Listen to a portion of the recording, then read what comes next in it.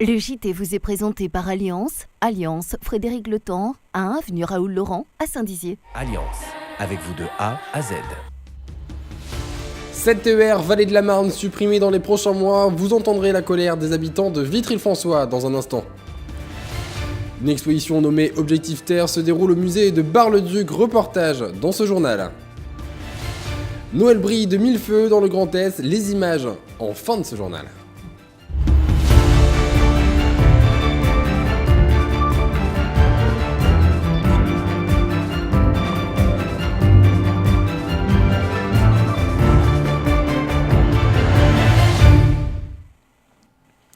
Samedi 23 décembre, bienvenue dans le JT de Puissance Télévision. Avant de développer ces titres, regardons ensemble la une de vos journaux locaux. L'hebdo, le Voix de la Haute-Marne, paru hier en kiosque. Titre sur la trentaine d'associations qui vont prendre possession des ateliers municipaux de Saint-Dizier transformés en pôle associatif flambant neuf. Le journal de la Haute-Marne faisait sa une hier sur la réforme scolaire qui touche de nombreuses écoles primaires du département et notamment de l'agglomération de Chaumont. Un dossier à lire dès maintenant. Et je le disais en titre, la région Grand Est prévoit une restructuration du TER Vallée de la Marne. Au total, ce serait 7 dessertes du TER qui seraient supprimées et qui toucheraient les villes de Vitry-le-François, Saint-Dizier ou encore Bar-le-Duc. Un reportage signé Audrey Tézan et Nicolas Fontaine. Récemment, le Conseil régional du Grand Est a annoncé la suppression de plusieurs TER Vallée de la Marne, notamment à Vitry-le-François. Les élus de l'agglomération ont voté une motion jeudi 14 décembre au cours d'un conseil municipal afin de tenter de maintenir ces dessertes. Alors moi je prends le train tous les jours parce que je ne travaille pas sur place. Bon, en général je suis assez satisfaite, mais bon, je remarque que depuis quelque temps il y a très souvent des problèmes, des trains qui sont annulés au dernier moment à cause du manque de personnel ou d'un problème d'entretien, souvent des pannes. Voilà, donc je suis avertie par SMS et je m'aperçois que tous les jours il y a des retards ou des trains qui sont annulés. Voilà, donc, mais enfin, malgré tout, pour moi personnellement, j'arrive quand même du fait que la ligne Châlons-Vitry est très bien desservie à avoir quand même un train pour me rendre à mon travail. Les principaux trains touchés seraient ceux à destination de Saint-Dizier qui ne s'arrêteraient plus qu'à Châlons-en-Champagne et ceux au départ de Paris et Bar-le-Duc. Je trouve que c'est inadmissible qu'il y a toujours des travaux sur la ligne, Vitry-le-François-Paris, il y a toujours des problèmes, toujours en retard, ça, c'est où il faut changer à Chalon-sur-Marne.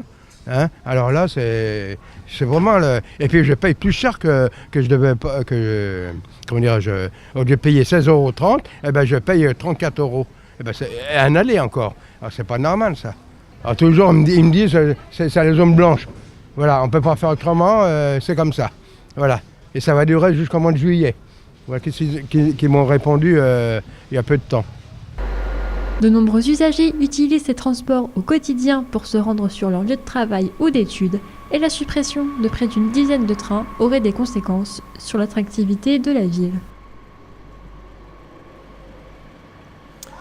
Annoncé hier sur notre site internet, 3 nouveaux noms s'ajoutent sur l'affiche du 21e Musicalité de Saint-Dizier.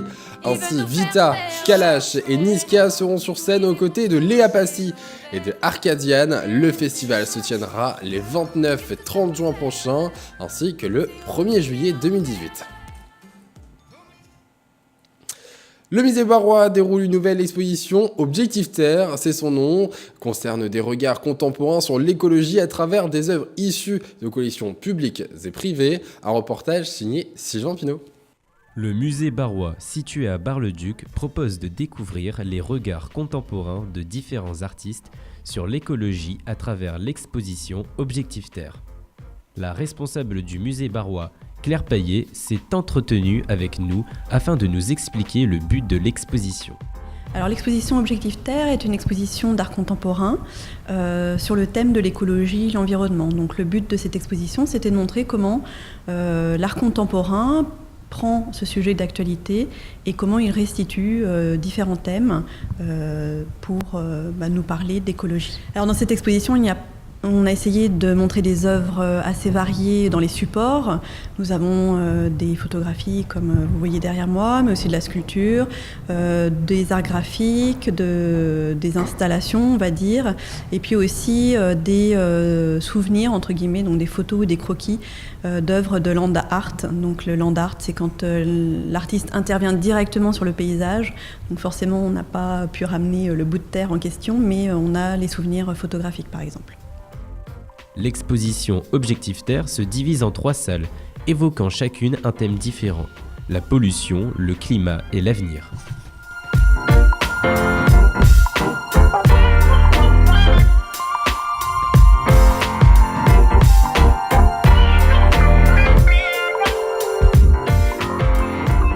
Alors l'exposition Objectif Terre est ouverte jusqu'au 11 mars. Le musée est ouvert du mercredi au dimanche de 14h à 18h. Et pour ceux qui le souhaitent, nous proposons une visite guidée tous les dimanches après-midi de l'exposition. Donc ça permet de la découvrir avec les commentaires, ce qui est toujours mieux.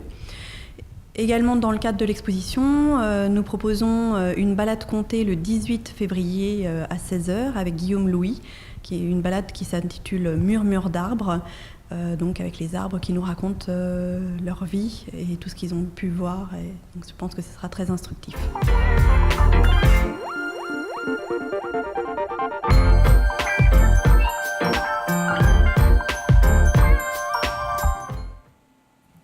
Et voilà une exposition à découvrir dès maintenant à Bar-le-Duc. C'était le dernier journal de l'année préparé par la rédaction de Puissance Télévisions qui ont bien mérité de bonnes vacances. Et en ce week-end de Noël, voici les images des décorations scintillantes tournées dans différentes villes du Grand Est. Excellent week-end à tous.